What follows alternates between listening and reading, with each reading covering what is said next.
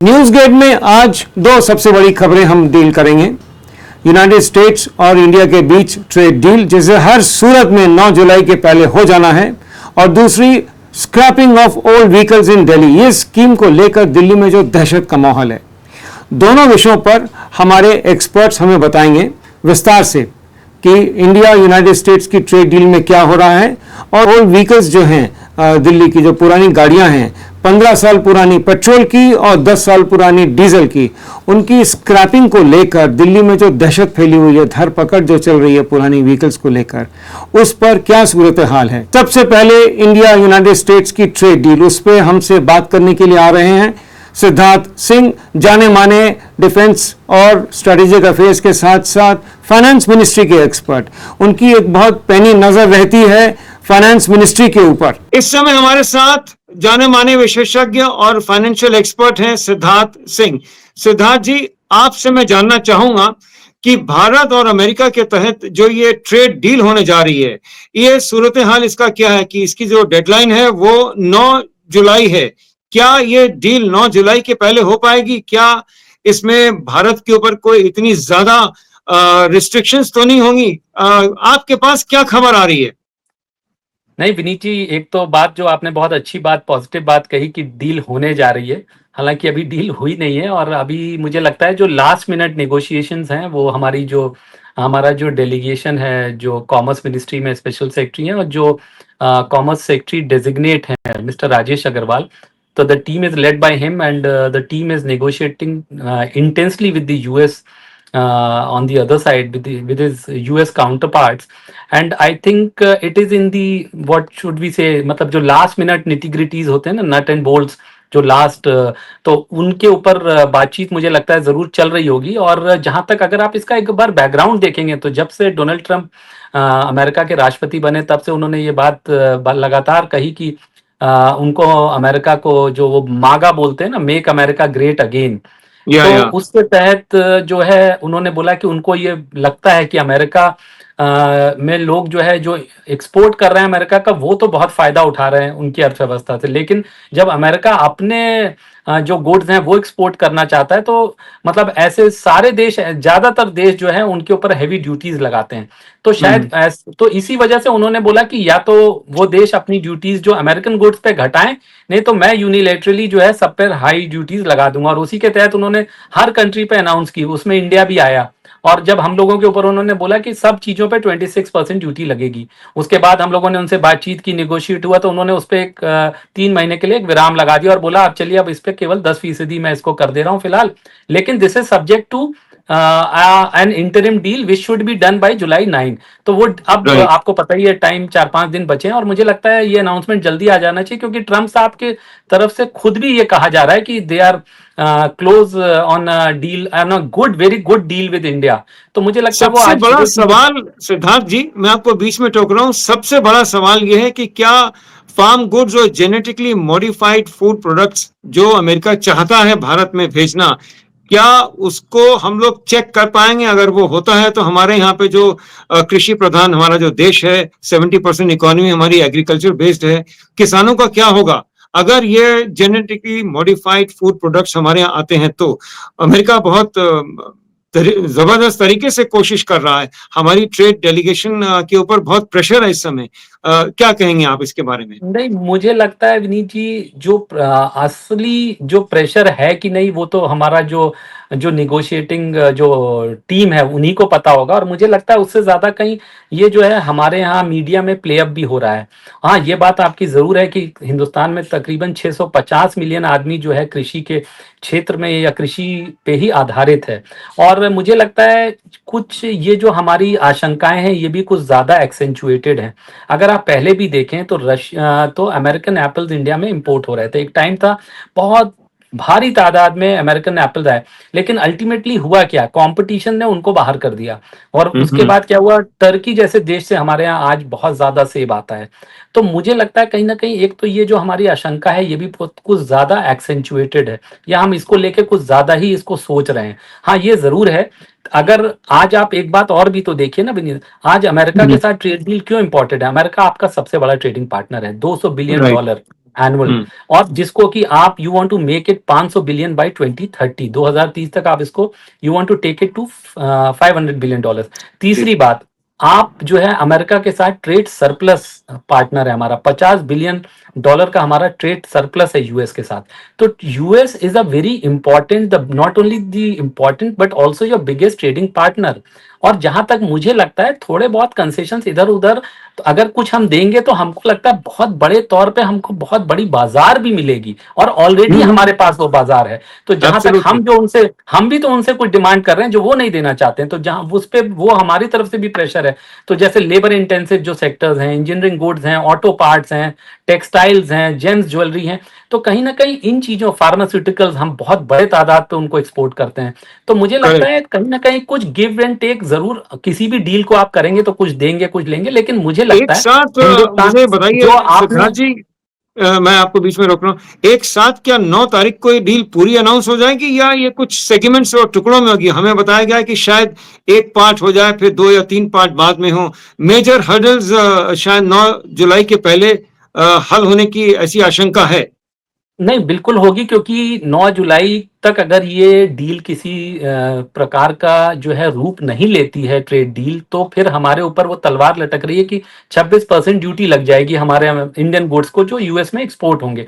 तो मुझे लगता है इसी वजह से, क्योंकि हमारी टीम एक लिमिटेड उसके लिए टाइम पीरियड के लिए गई थी, और अभी लगातार वो वहाँ यूएस में रुके हुए हैं, और लगातार they are engage with their US counterpart. तो मुझे लगता है डील ये हो सकता है कि शायद पूरी उस तरह की कॉम्प्रिहेंसिव, इसीलिए इसको एक मिनी ट्रेड डील का भी नाम दिया जा रहा है, क्योंकि साथ साथ एक बड़ी जो बायलैटरल ट्रेड एग्रीमेंट होना है वो एक अलग चल रहा है, उसको उसका टाइम पीरियड है, कहीं ऐसा बोला जा रहा है कि सितंबर अक्टूबर तक ओके, वो जो सो है शायद what I comprehensive trade understand deal. What I understand जो फ्री ट्रेड एग्रीमेंट, जो बड़ा ट्रेड एग्रीमेंट है वो अलग है, और ये जो डोनाल्ड ट्रंप साहब का ये जो डेडलाइन वाला डील है ये अलग है।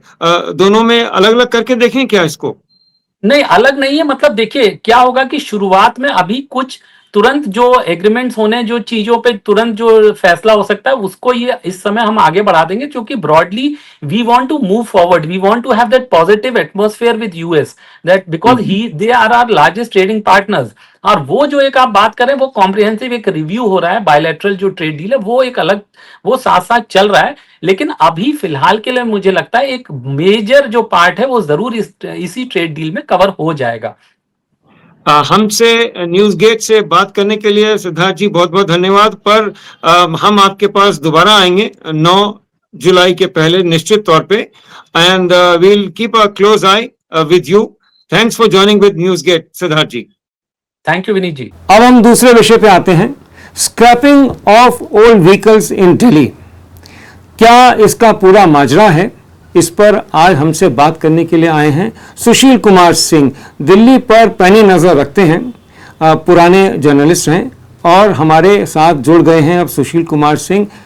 वो बताएंगे कि दिल्ली में जो पुरानी ओल्ड व्हीकल्स के ऊपर जो स्कीम चल रही है, 15 साल पुरानी पेट्रोल की और 10 साल पुरानी डीजल की गाड़ियां, उसको स्क्रैप करने की जो धरपकड़ चल रही है, उसका सूरत हाल क्या है। हालांकि ये स्कीम की जो धरपकड़ है वो आज 4 जुलाई को रोक दी गई है।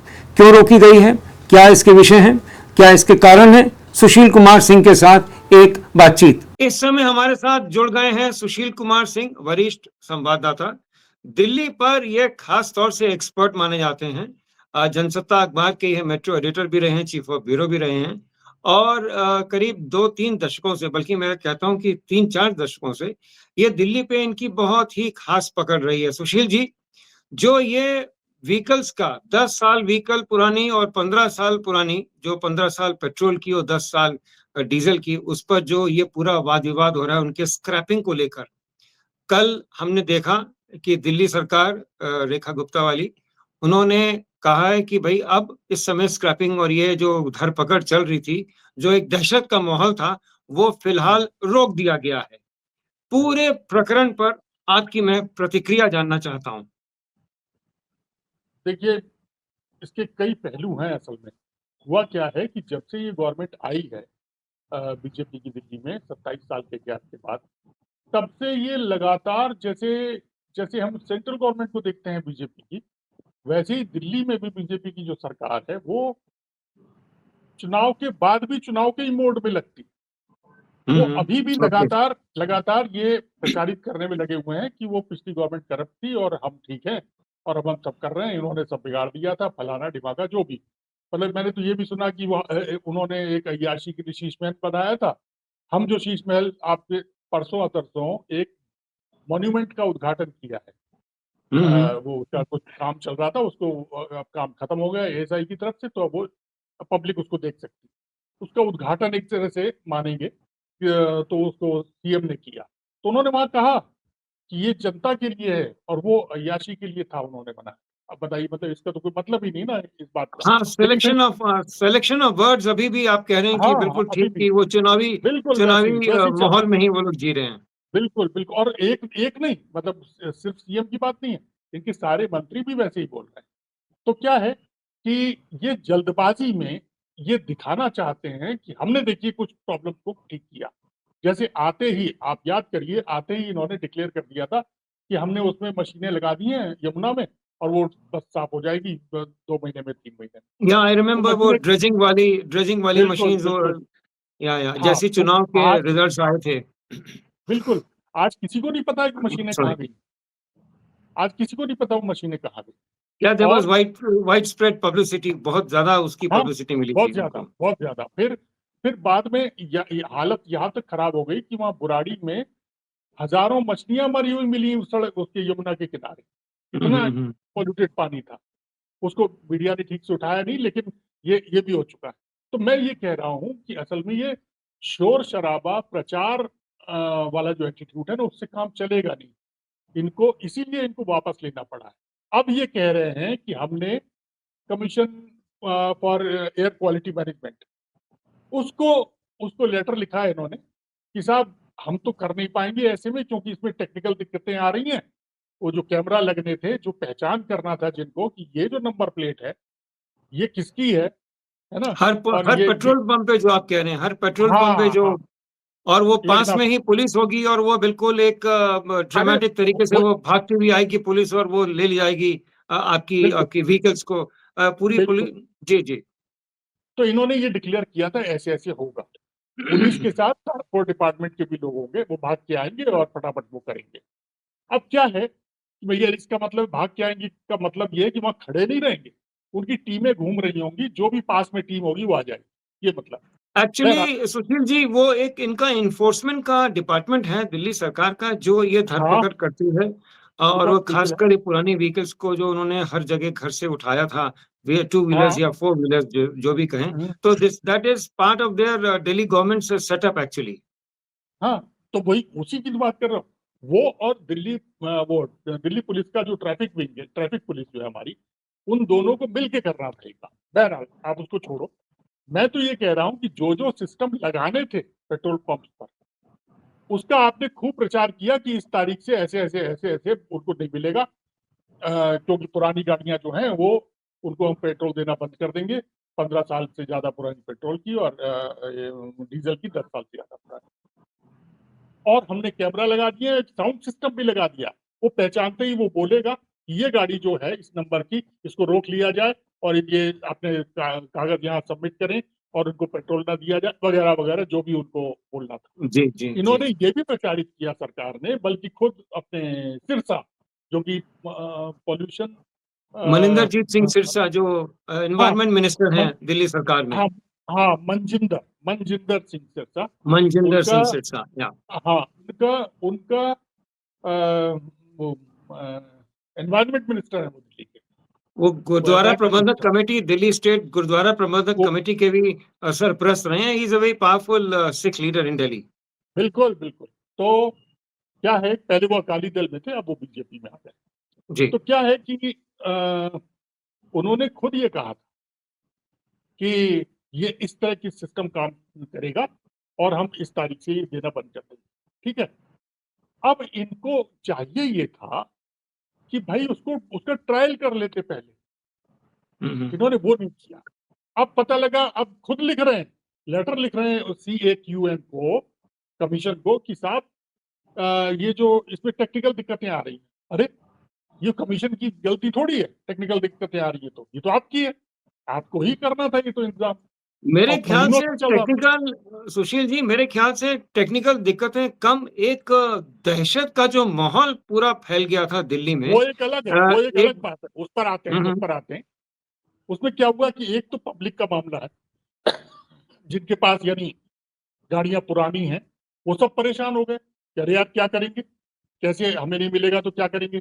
बहुत से लोग उनमें से नोएडा, गुड़गांव और फरीदाबाद, गाजियाबाद में पेट्रोल लेने गए, जो बॉर्डर के आसपास वाले थे। जी। जो नहीं जा पाए वो फंस गए, उनको तो वहां पे जाना हालांकि था। हालांकि नेशनल कैपिटल रीजन की इन जो 3-4 जगह जो आपने बताई हैं, वहां पर भी ये इम्प्लीमेंट होना है आने वाले 2-3 वो महीने में।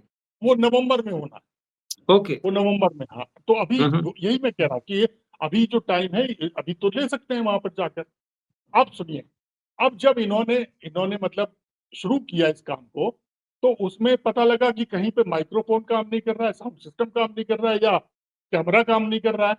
और वो सबसे बुरी बात जिसके लिए इन्होंने क्लेम किया था कि ट्रांसपोर्ट डिपार्टमेंट के पूरे उसे डेटाबेस से ये कनेक्टेड है, ये कैमरा, और फौरन पहचानेंगे। आज आप लिख रहे हैं उसको, कमीशन को, कि साहब ये तो नहीं हो पा रहा है क्योंकि उस डेटाबेस से जुड़ा नहीं है। ये लिख रहे हैं ये आई होम थिंक मिनिस्टर साहब। हाफ बेक्ड ये इनका प्रिपरेशन था, तो और एम्बैरेसिंग हाँ, for BJP, for the central government as well as for the local government. दो यहाँ पर दिन में चूंकि दो very embarrassing situation for them. बिल्कुल बिल्कुल 2 दिन में वापस लेना, यू टर्न लिख रहे हैं, सारे अखबार लिख रहे हैं, मीडिया कह रहा है कि यू टर्न लिया। तो ये यू टर्न लेने की नौबत क्यों आई भाई? तो इसमें इसमें बात यह है कि आप किसी चीज को अगर सीरियसली करें, केवल प्रचार के लिए करना है तो बात अलग। अगर उसको वाकई जिसका फायदा हो ऐसा करना है तो फिर ढंग से करना पड़ेगा। मुझे एक अब बात आप लिख रहे बताइए हैं। सुशील जी, मुझे एक बात हम्म, बताइए, क्या ऐसा प्रोविजन, कैसे, क्या ऐसी धरपकड़ सिवाय हम्म, दिल्ली के पूरे भारतवर्ष में कहीं और हुई है? पूरे भारतवर्ष नहीं क्या हुई, कहीं और ये नहीं हुई, रिपीट हुई है, या एक कोई नहीं अनोखा नहीं एक्सपेरिमेंट है ये? नहीं, मैं कुछ और कहना चाह रहा हूँ। असल में आपको याद होगा कि एक एमसी मेहता हुआ करते थे, अब उनकी डेथ हो गई है, जो जिनकी ओरिजिनल रिट जो है दिल्ली के पॉल्यूशन को लेके उन्हीं की थी, और वो जी, थी जी। शायद 1995 की। उन्होंने मेरा अंदाज ये है। ताजमहल के ट्रेपीजियम के बारे हाँ, में भी बहुत फेमस उनका उनका बिल्कुल एक बिल्कुल। पिटिशन थी। तो अब वो तो नहीं रहे, लेकिन उनकी पिटीशन से जो सुनवाई शुरू हुई, तो उसमें सुप्रीम कोर्ट सबको सबको बुलाता गया, सबको घेरता गया, और सबसे बात की। उसमें दिल्ली गवर्नमेंट भी आ गई। अब क्या है कि सेंट्रल गवर्नमेंट भी आ गई, सब एनसीआर की सारी गवर्नमेंट्स आ गई। अब उसने कह दिया कि साहब ये 15 साल ये और 10 साल ये कर दीजिए, इसके बाद ये इनको नहीं चलाना, ये हमारे दिल्ली में नहीं चलेगी ये गाड़ियां। कोर्ट ने कहा, पहले एनजीटी ने कहा, फिर सुप्रीम कोर्ट ने भी मान लिया उसको। हम्म, हम्म, हम्म। अब सवाल, अब ये कह रहे हैं मिनिस्टर या दिल्ली गवर्नमेंट कि साहब हम तो उनके कहने पर काम कर रहे हैं, कोर्ट के कहने पर। अरे भाई, कोर्ट को आपने ही तो बताया, आपने ही तो सुझाया कि ऐसा ऐसा कर किया जा सकता। वो तो कोर्ट तो सबसे राय मांग रहा था, आपने ही तो। अब जैसे दिल्ली में जैसे झुग्गियां तोड़ी जा रही हैं, उसके लिए भी कहा जा रहा है कि कोर्ट ने कहा। अरे मुझे कोर्ट एक को बात आप बताइए बताते सुशील जी, ये हैं। पूरा जो प्रकरण आपने जो पूरा इतने डिटेल में बताया है, जैसा मैंने कहा कि इससे इससे बीजेपी को एम्बैरेसमेंट हुआ है, उनकी छवि धूमिल हुई है। क्या करने की जरूरत थी? कामकाज बिल्कुल ठीक चल रहा था, इतना जबरदस्त मैंडेट बीजेपी को मिला था। बिल्कुल बिल्कुल। इससे चूंकि अब कोई इलेक्शन नहीं है, सेटबैक इलेक्टोरली तो कोई नहीं होगा, यहाँ पे हम उसको मेजर नहीं कर सकते, कोई बाई इलेक्शन नहीं है दिल्ली में। पर फिर भी the long and short of it is कि बीजेपी को क्या इस समय इस मौके पर ये सब काम करना और जनता के खिलाफ काम करना, क्या उन्होंने दिल्ली की नब्ज ठीक से पकड़ी नहीं? What happened?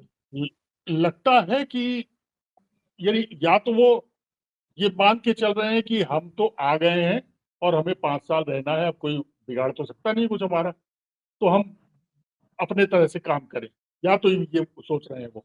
और दूसरी बात ये है कि इनको शायद इनकी सेंट्रल लीडरशिप ने कहा है कि ये करो। और ये इसका तीसरी बात जो हो सकती है, जो मैं समझ पाता हूँ, वो ये है कि जब आप बहुत उत्साहित होते हैं ना, कि बस मैं जल्दी से करके दिखा दूंगा। ये प्रॉब्लम इतनी भयानक हो चुकी है, दिल्ली की प्रॉब्लम जो है, चाहे हम्म, यमुना हम्म, का मामला हो, चाहे पॉल्यूशन का मामला हो, या गाड़ियों का हो, ट्रैफिक का मामला हो, यहाँ ट्रैफिक जाम का जो किस्सा है, ये कोई आज की बात है, ये 40-50 साल से देख रहे हैं हम। तो और बढ़ता ही जा रहा है। मुझे लगता है सुशील जी, चूंकि आप दिल्ली के माने हुए एक्सपर्ट्स हैं, हम आपके साथ एक और नहीं बल्कि कई और मुलाकातें आपको आपके साथ करनी पड़ेंगी, टू बी वेरी प्रिसाइज। ये मामले में जब आपने आज पूरी अपना प्रकरण पे पूरी अपनी दृष्टि डाली, स्क्रैपिंग ऑफ ओल्ड व्हीकल्स पे, it was very very very informative. एक बात मैं कहना चाहता हूँ, एक बात और जी मैं जी कहना बताएं, चाहता हूँ, जी बताएं। उसको जरूर शामिल कीजिए इसी प्रोग्राम में। वो ये है कि इन्होंने ये अपनी जो एसओपी डिक्लेयर की, उसमें ये था कि जो पेट्रोल पंप पकड़ा गया किसी पुराने उसको व्हीकल को देते हुए, पेट्रोल देते हुए पेट्रोल, या जी जी। फ्यूल देते हुए पकड़ा गया, उस पर एक्शन लिया जाए। हम्म। अब वो लोग चले गए हाई कोर्ट। जो एसोसिएशन है पेट्रोल पंप्स की, 450 पेट्रोल पंप है दिल्ली में, उनकी जो एसोसिएशन है सबकी, वो हाई कोर्ट चली गई। हाई कोर्ट में उसने कहा कि हम कोई लॉ एनफोर्समेंट एजेंसी नहीं है, हम तो सरकार से एक लाइसेंस मिला है, हमें, हम पेट्रोल बेच रहे हैं बस। हम ये नहीं कर सकते कि हम किसी को पकड़ें। हम कैसे पहचानेंगे उसको? ये काम आपका है। हमारे पास तो जो आएगा हम उसको देंगे। उसकी डेट पड़ गई है 8 सितंबर, 8 अगस्त शायद, 8 मेरे ख्याल है, या सितंबर, मतलब उसकी अगली डेट पड़ गई है उस रेट की। लेकिन वो लोग, उन लोगों को भाग के अपनी जान बचानी पड़ी कोर्ट जाके, वो तो उन पे एक्शन ले रहे थे। तो ये थे आज के हमारे दो विषय न्यूज़ गेट में। कल आपसे दोबारा मुलाकात होगी, तब तक के लिए आप हमें इजाज़त दीजिए। नमस्कार, जय हिंद।